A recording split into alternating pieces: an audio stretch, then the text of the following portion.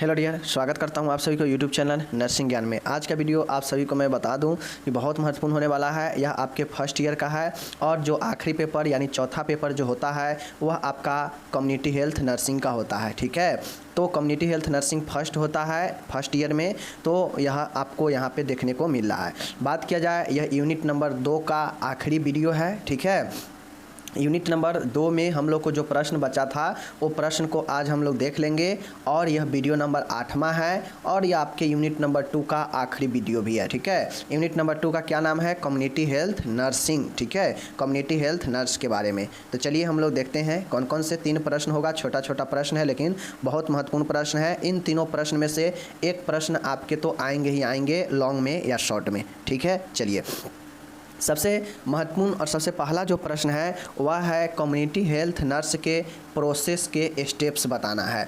Community health nurse के जो process है, जो प्रक्रिया है, उसका स्टेप्स बताना है। अब आप लोग को एक चीज़ पता होना चाहिए कि प्रोसेस का मतलब ही होता है कि स्टेप बाय स्टेप। तो जो कम्युनिटी हेल्थ नर्स के द्वारा जो देखभाल किसी को परिवार में जाकर किसी व्यक्ति को या कोई भी जो है देखभाल दिया जाता है कम्युनिटी नर्स के द्वारा, तो वह एक प्रोसेस में होता है, वह एक प्रक्रिया में होता है। और जो चीज़ें प्रक्रिया में होता है वह कहीं ना कहीं स्टेप बाय स्टेप जो है प्रक्रियाओं को गुजरना पड़ता है। तो कम्युनिटी हेल्थ नर्स के भी जो है प्रोसेस में भी जो है आपके चरण हैं। अब ये चरण कौन कौन से हैं? ये चरण बहुत ही महत्वपूर्ण होता है और इन्हीं चरणों के गुजर कर जो नर्स होती है वह अपना पेशेंट को देखभाल करती है। ठीक है, तो चलिए हम आपको यहाँ पे बता ही देते हैं। ठीक है, देख लीजिए सबसे महत्वपूर्ण है पहला, आपको 5 स्टेप यहाँ पे देखने को मिलेगा।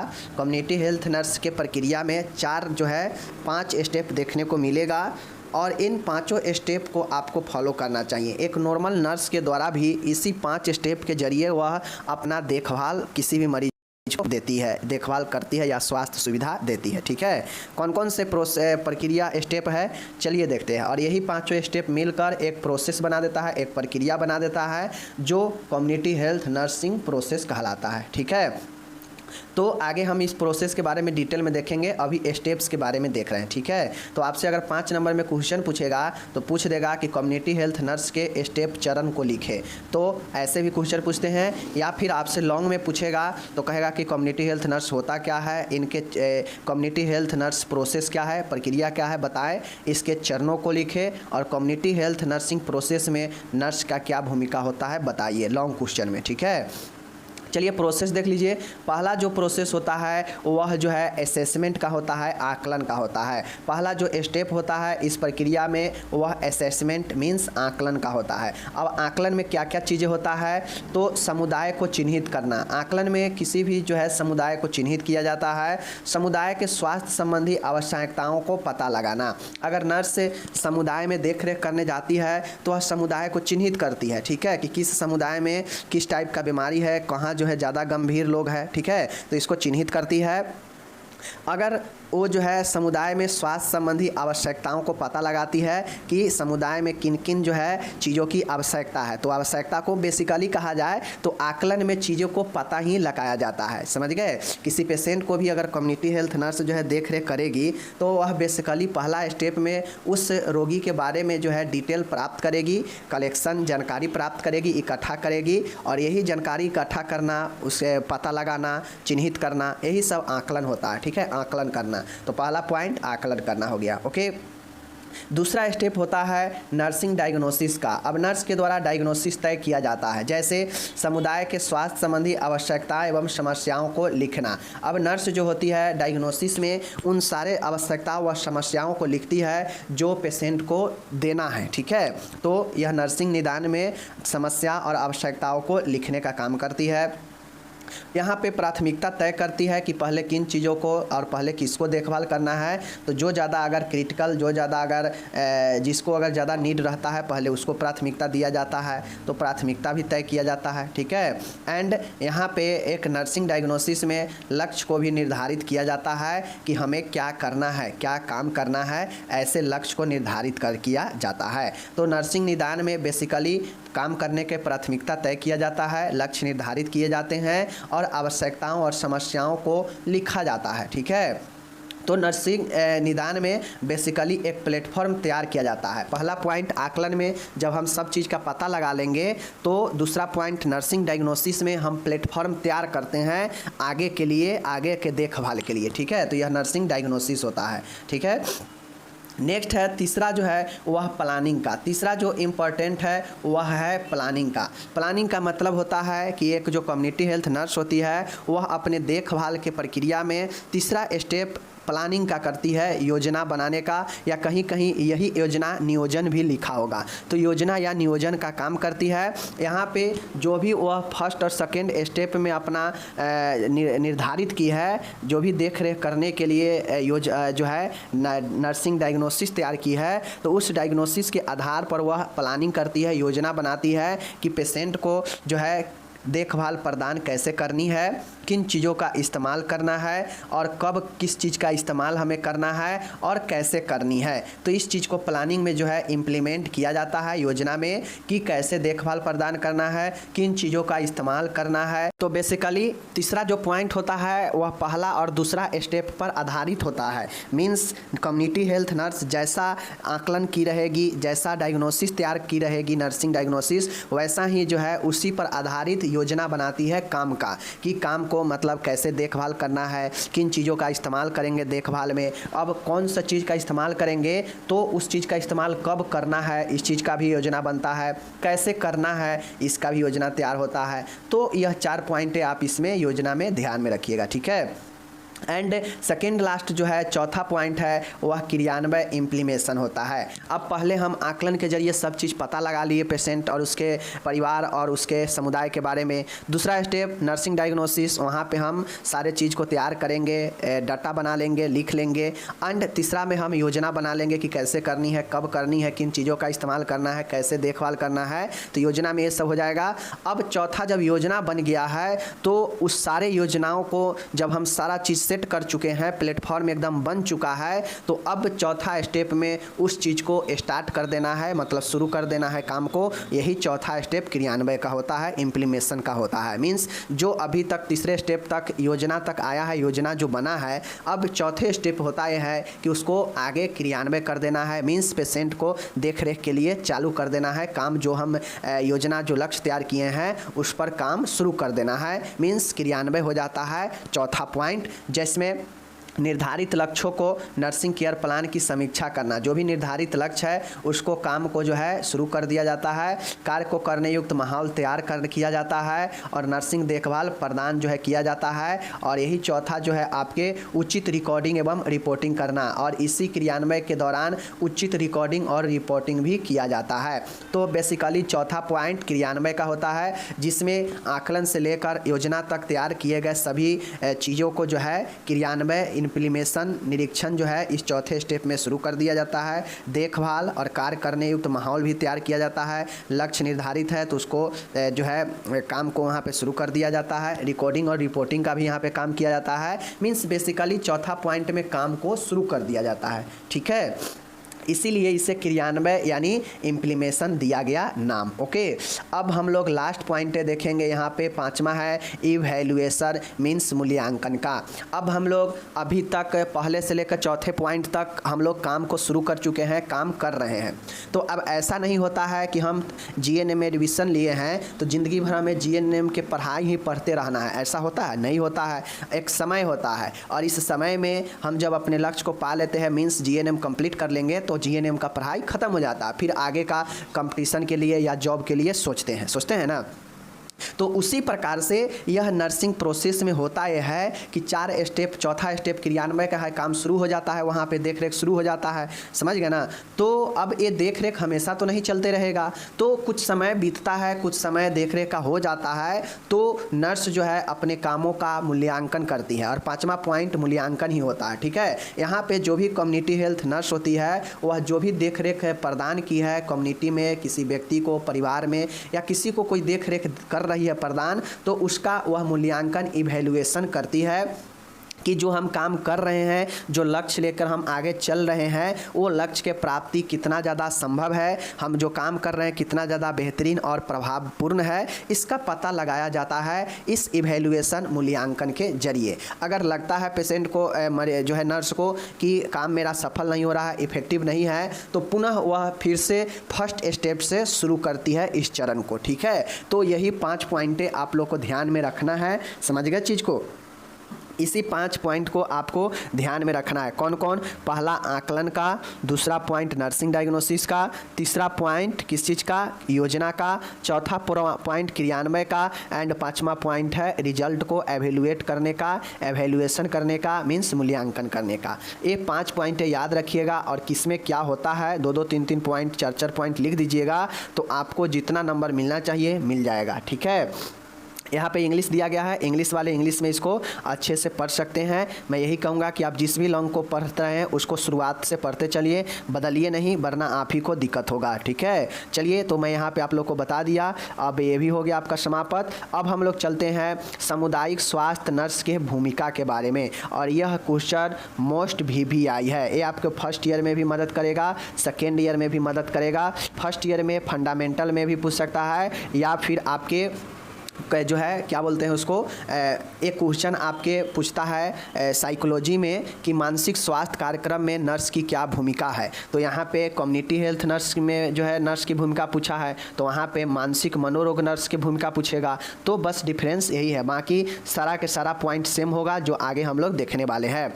सामुदायिक स्वास्थ्य नर्स की भूमिका निम्न प्रकार होती है। कोई भी कम्युनिटी हेल्थ नर्स है जो अपने समुदाय में काम करती है, उसका अलग अलग रोल होता है, सबका अलग अलग भूमिका होता है। समझ गए? और उसका कौन कौन भूमिका है मैं आपको यहाँ पे 12-13 पॉइंट, 12-13 रोल्स बताऊंगा। इसमें से कम 10 रोल आपके एग्जाम में पूछेंगे तो आपको बताना होगा, और यह 10 रोल जो है आपको 2 पेज फुल कर सकता है। समझ गए? तो ये आपके ऊपर टैलेंट होना चाहिए कि इस 10 पॉइंट को किस कदर से अच्छे से लिखे कि 2 पेज में पेज भी फुल हो। समझ रहे हैं चीज़ को? चलिए बताते हैं। अब जो कम्युनिटी हेल्थ नर्स होती है उसका बहुत सारे भूमिका होती है, या यह कम्युनिटी हेल्थ नर्स है। सीधा हम नर्स के बारे में भी अगर भूमिका पूछ ले फिर भी यही आंसर होगा। समझ गए ना? अंतर यही होगा कि अगर नर्स के लिए पूछेगा तो सिर्फ नर्स हम लिखेंगे, अगर कम्युनिटी हेल्थ नर्स के लिए पूछेगा तो कम्युनिटी हेल्थ नर्स यानी सामुदायिक स्वास्थ्य नर्स के रूप में लिखेंगे। जो भी नर्स के रूप में पूछेगा वही नर्स के रूप में लिखेंगे। बस ध्यान ये रखना है कि सभी पॉइंट सभी जगह समान ही होगा नर्स के, चाहे कोई भी नर्स की भूमिका पूछे। ठीक है, चलिए। पहला पॉइंट एडवाइजर सलाहकार का भूमिका होता है। अब सलाहकार के भूमिका का मतलब क्या होता है? तो एक सामुदायिक स्वास्थ्य नर्स है, वह परिवार और समुदाय के लोगों को सीधे संपर्क में रहती है। बात सही है, परिवार व समुदाय के लोगों का सामुदायिक स्वास्थ्य नर्स पर भरोसा होता है। बिल्कुल सही है। अतः स्वास्थ्य से जुड़े हुए मुद्दे पर वे सामुदायिक स्वास्थ्य नर्स से सलाह जरूर लेते हैं। देखिए, होता यह है कि जिस पर आपका फैथ रहेगा ना, विश्वास रहेगा, आप उसी से कोई भी काम करेंगे तो सलाह लेते हैं। तो जो कम्युनिटी हेल्थ नर्स होती है वह समुदाय के लोगों के बीच डायरेक्ट संपर्क करती है, डायरेक्ट संपर्क रहता है। ठीक है, तो ऐसे में जो समुदाय परिवार के जो व्यक्ति लोग होते हैं वह नर्स पर बहुत ज़्यादा विश्वास करते हैं। विश्वास करने से अगर स्वास्थ्य से जुड़ी कोई भी समस्या होता है तो समुदाय के लोग या व्यक्ति डायरेक्टली जो है नर्स से सलाह लेती है। ठीक है, तो इस प्रकार से पहला एडवाइजर का भी काम भूमिका निभाती है कम्युनिटी हेल्थ नर्स। ओके, दूसरा है वकील। वकील का मतलब होता है कि जिस तरीक़ा से क्लाइंट वकील अपने क्लाइंट को यानी मुवक्किल को हर एक चीज़, हर एक जो है अधिकार दिलाता है और हर एक जो है संभव प्रयास करके बचाने का कोशिश करता है, उसी प्रकार नर्स जो है अपने पेशेंट, अपने रोगी के हर एक संभव कोशिश करती है कि कैसे इनका स्वास्थ्य को बेहतर बनाया जाए, कैसे इनके हर एक जो है अधिकारों को सुरक्षा किया जाए, और इसी को लेकर जो है यह भूमिका निभाती है एक वकील के रूप में, जिस प्रकार से एक वकील अपने क्लाइंट के लिए काम करता है। ठीक है, तो ये भी समझ गए दूसरा पॉइंट वकील के रूप में। तीसरा पॉइंट है देखरेख करना। अब एक नर्स, कम्युनिटी हेल्थ नर्स होती है, उनका काम ये भी होता है कि वह केयर गिवर के रूप में, मतलब देख रेख के रूप में भी जो है काम करती है। उनका रोल अलग अलग डिफरेंट रोल होता है, तो उस रोल में एक कॉमन रोल होता है देख रेख करना। तो नर्स का तो काम ही होता है, चाहे वो कोई भी नर्स हो, उनका काम ही है कि वह उस जगह पर देख रेख करना। तो नर्स का एक ये भी रोल होता है, यह भी भूमिका होता है, वह केयर गिवर के रूप में भूमिका निभाती है, मीन्स देख रेख करने में भूमिका निभाती है। समझ गए? तो कम्युनिटी हेल्थ नर्स व्यक्ति, परिवार, समुदाय में उनकी आवश्यकता के अनुसार नर्सिंग सेवा प्रदान करती है, यानी देखरेख करती है। ठीक है। चौथा है केस फाइंडर। केस फाइंडर का मतलब होता है कि वह जो है पता लगाती है कि कौन से लोग जो है किस बीमारी से ग्रसित है, कौन से लोगों का क्या आवश्यकता है, क्या स्वास्थ्य की आवश्यकता है या क्या कोई दूसरा आवश्यकता है। तो वह जो है केस को फाइंड करती है, मरीजों को ढूंढती है, देखती है कि समाज में जो है समुदाय में किस चीज़ का आवश्यकता है। समझ गए ना? तो यह केस फाइंडर के रूप में भी भूमिका निभाती है। ठीक है। पांचवा है काउंसलर, परामर्शदाता के रूप में। अगर कोई समुदाय में ऐसे व्यक्ति है जो अपने निर्णय नहीं ले पा रहा है, उसको निर्णय लेने में दिक्कत हो रहा है, उसको अपने लक्ष्य को निर्धारित करने में जो है परेशानी हो रहा है, तनाव हो रहा है, तो ऐसे में जो नर्स होती है वह वैसे व्यक्तियों को परामर्श के रूप में, काउंसलर के रूप में भूमिका निभाती है। वह उसको अच्छे रास्ता दिखाती है, उसको आवश्यकताओं को पता लगाती है, उसके समस्याओं को हल करवाती है एज ए काउंसलर के रूप में भूमिका निभाकर। ठीक है। तो यह परामर्शदाता के रूप में भी भूमिका हो गया। एंड छठा है सलाहकार, कंसल्टेंट के रूप में। अब नर्स एक सलाहकार के रूप में कैसे काम करती है? तो नर्स अपने ज्ञान और अनुभव से रोगी की समस्या का समाधान करती है। कंसल्टेंट मतलब सलाहकार के रूप में ऐसे जो है रोल निभाती है जैसे उनके पास बहुत ज़्यादा ज्ञान और अनुभव रहता है स्वास्थ्य और रोगों से संबंधित। तो जो नर्स होती है, कम्युनिटी हेल्थ नर्स, वह अपने समुदाय में लोगों को समस्याओं से समाधान करती है और उनको जो है क्या करती है, कंसल्ट करती है, सलाह देती है। ठीक है। तो एक सलाहकार के रूप में भी भूमिका नर्स का अहम होता है। सातवां है कोऑर्डिनेटर, मतलब समन्वय का। अब जो नर्स होती है वह ऐसा नहीं है कि वह हेल्थ के सेक्टर में काम करती है तो उनका जान पहचान सिर्फ हेल्थ के सेक्टर में ही है। एक नर्स का जो जान पहचान होता है वह सभी वर्ग में, सभी संस्थानों तक होता है। ठीक है। और वह सभी संस्थानों से तालमेल बैठाकर वह जो है क्या करती है कि अपने मरीज को, अपने वहाँ पे काम कर रहे हैं उस संस्था में मरीजों को एक बेहतर स्वास्थ्य के रूप में सभी संस्थानों से कोऑर्डिनेट करती है, सभी संस्थानों से एक समन्वय बनाकर रखती है ताकि सभी संस्थान से जो है जो भी समस्या है उससे मुक्ति किया जाए। तो एक समन्वय, जब किसी अदर संस्थान से हमें जो है समन्वय रहेगा, कोऑर्डिनेशन अच्छा रहेगा, तभी तो हम अपने हेल्थ के साथ साथ में दूसरे संस्थानों में भी हेल्थ के बारे में हम बात करेंगे और वहाँ पे जो है बेहतर स्वास्थ्य के लिए, समस्याओं से मुक्ति के लिए काम करेंगे ना। तो इसके लिए कोऑर्डिनेशन ज़रूरी है। ठीक है। आठवां है सहयोगी, मीन्स कोलेबरेट। ठीक है। कोलेबरेट करना मतलब सहयोगी के रूप में। सामुदायिक स्वास्थ्य नर्स को प्रभावी स्वास्थ्य सेवाएं प्रदान करने के लिए वह टीम के अन्य सदस्यों, मरीजों, अन्य संस्थानों तथा अन्य क्षेत्रों में कार्यरत सदस्यों के साथ टीम भावना के साथ कार्य करती है।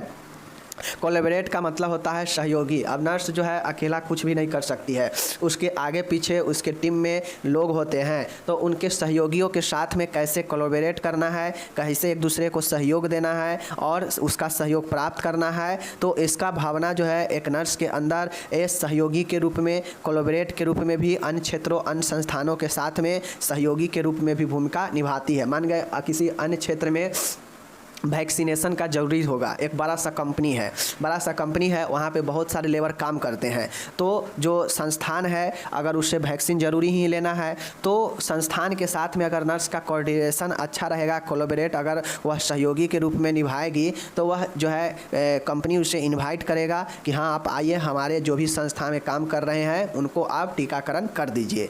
तो यह एक कोलैबोरेट, एक जो है सहयोगी के तौर पे नर्स जाएगी और वहाँ पे सबको टीकाकरण करेगी। क्योंकि वो कंपनी, वो जो संस्था है वह भी तो समुदाय में ही है, वो भी एक कम्युनिटी के अंतर्गत ही है, वो कम्युनिटी से तो बाहर है नहीं, तो वहाँ पे भी तो कोई व्यक्ति काम करता है तो उसको भी तो स्वास्थ्य सुविधा चाहिए। तो ऐसे में यह एक कोलैबोरेट के रूप में काम करती है, सहयोगी के रूप में भी अन्य क्षेत्रों, अन्य संस्थानों के साथ में। ठीक है। एंड नौमा है एजुकेटर के रूप में। अब जो कम्युनिटी हेल्थ नर्स होती है वह जो है एक एजुकेटर मतलब एक शिक्षक के रूप में काम करती है। कैसे? तो जैसे मान गए किसी को स्वास्थ्य में अगर पोषण के कारण गड़बड़ी चल रहा है, स्वच्छता के कारण गड़बड़ी चल रहा है, संक्रमण के बारे में लोग नहीं जान रहे हैं, तो कम्युनिटी हेल्थ नर्स एक शिक्षक के रूप में स्वास्थ्य शिक्षा देती है। जैसे मरीजों को समस्याओं के बारे में बताना, रोगों के बारे में बताना, स्वच्छता के बारे में बताना, पोषण के बारे में बताना, और यह सब बताना नर्स का जो है एक शिक्षक के रूप में काम होता है, भूमिका होता है। ठीक है, तो यह एक बेहतर स्वास्थ्य प्राप्त करने में शिक्षक के रूप में नर्स का एक बहुत बड़ा भूमिका होता है। ठीक है, एंड 10वां है गुड ऑब्जर्वर। गुड ऑब्जर्वर का मतलब होता है कि निरीक्षक, मतलब जो नर्स होती है वह जो है भूमिका निरीक्षक के रूप में भी भूमिका निभाती है। वह आकलन करने का काम करती है, अपने स्वास्थ्य के बारे में पता लगाने का काम करती है अपने क्षेत्र में अपने सहयोगी दल के साथ में।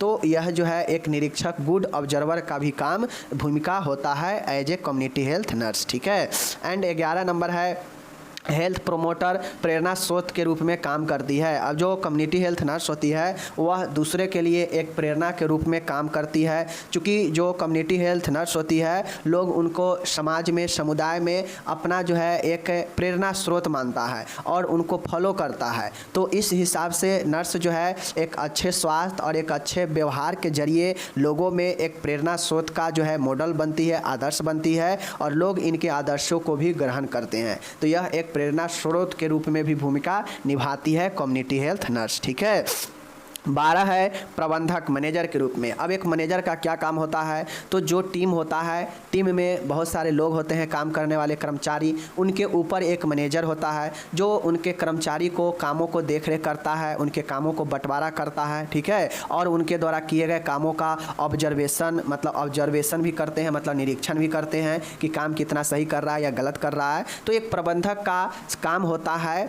तो इसी तरीक़ा से कम्युनिटी हेल्थ नर्स का एक प्रबंधक के रूप में भी भूमिका होता है कि बहुत सारे राष्ट्रीय स्तर पर स्वास्थ्य कार्यक्रम चलते हैं, उसका कैसे नियोजन करना है, मीन्स प्लानिंग बनाना है, उसका कैसे क्रियान्वयन करना है और इसका मूल्यांकन कैसे करना है। तो इन सारे चीज़ों का जो है नर्स के ऊपर जिम्मेदारी होता है और यह मैनेजमेंट का काम, प्रबंधक का काम करती है, भूमिका निभाती है। ठीक है, तो 12वां पॉइंट मैनेजमेंट का हो गया।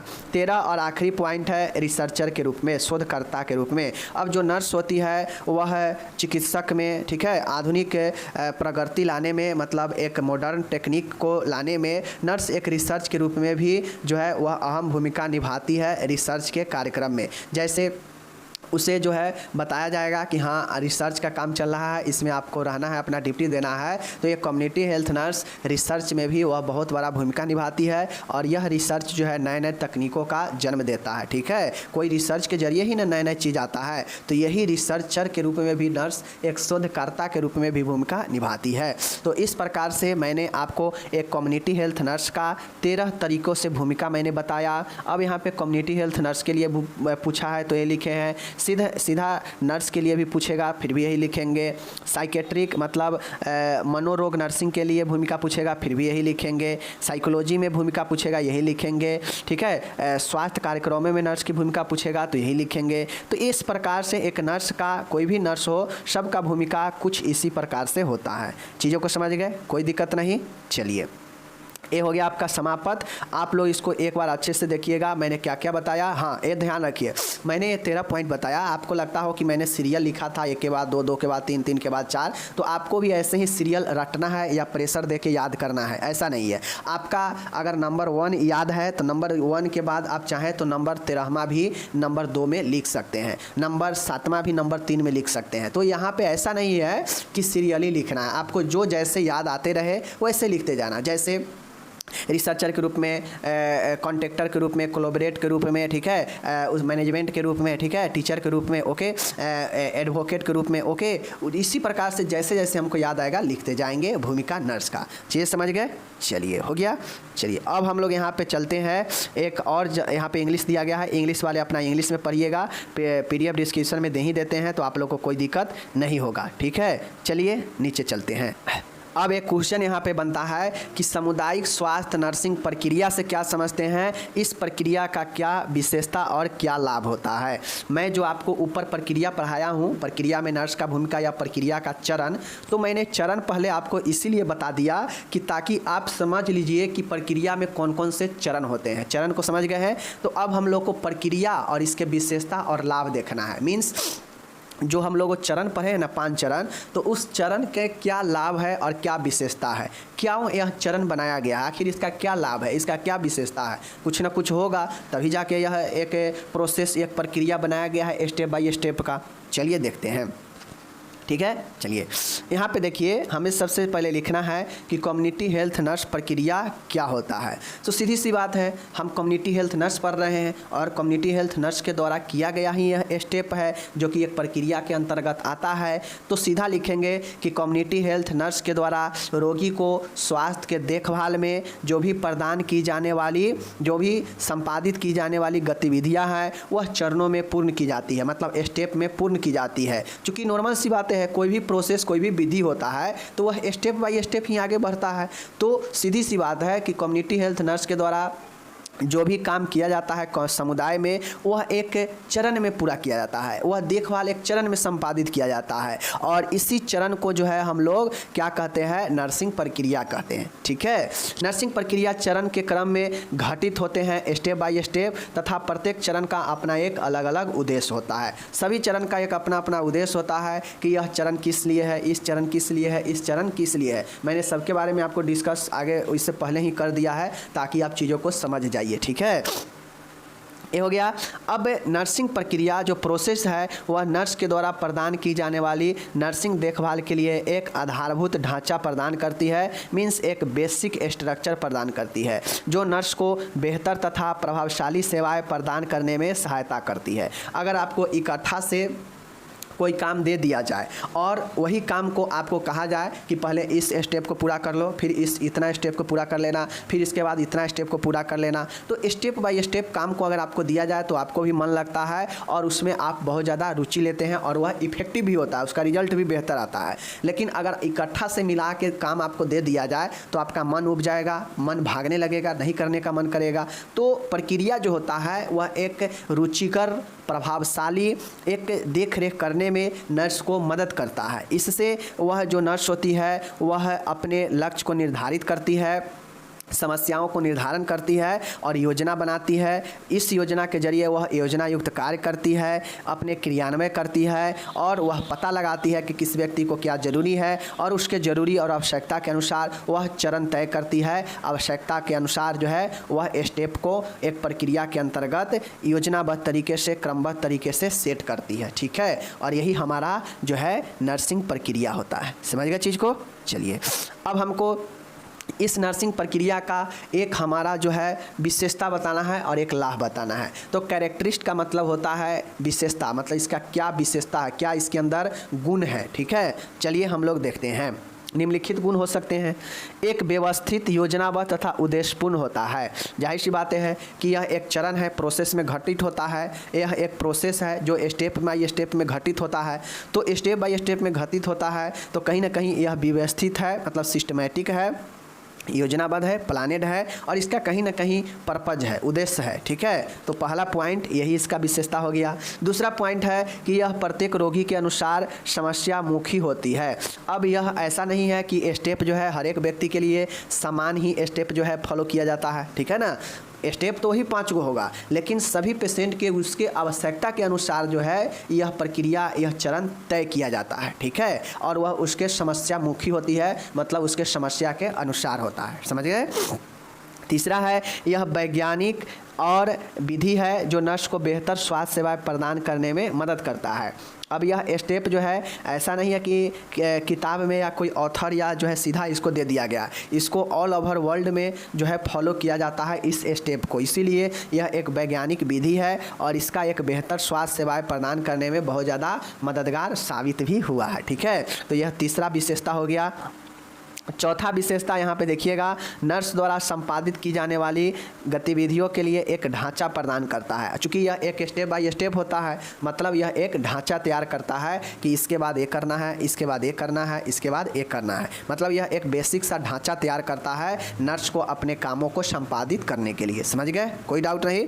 तो अगर आपसे एक नर्सिंग प्रक्रिया का विशेषता पूछेगा तो आप इतना 4-5 पॉइंट जितना आपसे लिखा पाएगा एक स्टेप बाय स्टेप काम के लिए कि क्या क्या इसका विशेषता हो सकता है, और सारे चीज़ें इसमें जो है आप इंक्लूड कर सकते हैं। ठीक है, चलिए।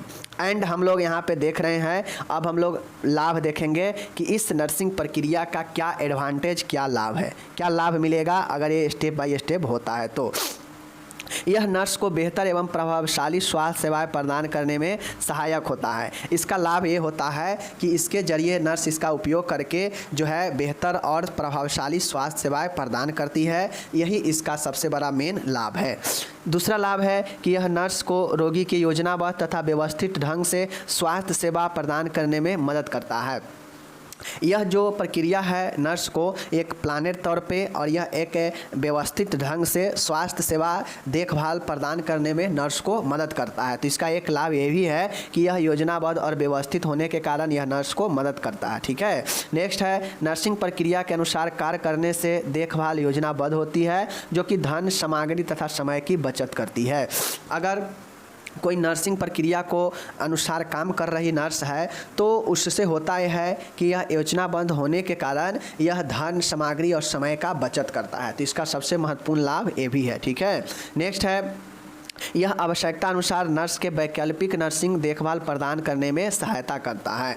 अब यह होता यह है कि नर्स को उसके अनुसार वैकल्पिक देखभाल प्रदान करने में एक सहायता प्रदान करता है। ठीक है, तो यह चौथा पॉइंट हो गया। नेक्स्ट पॉइंट है पाँचवा, कि नर्सिंग प्रक्रिया के द्वारा रोगी को प्राथमिकता के अनुसार नर्सिंग सेवा प्रदान करने में मदद करती है।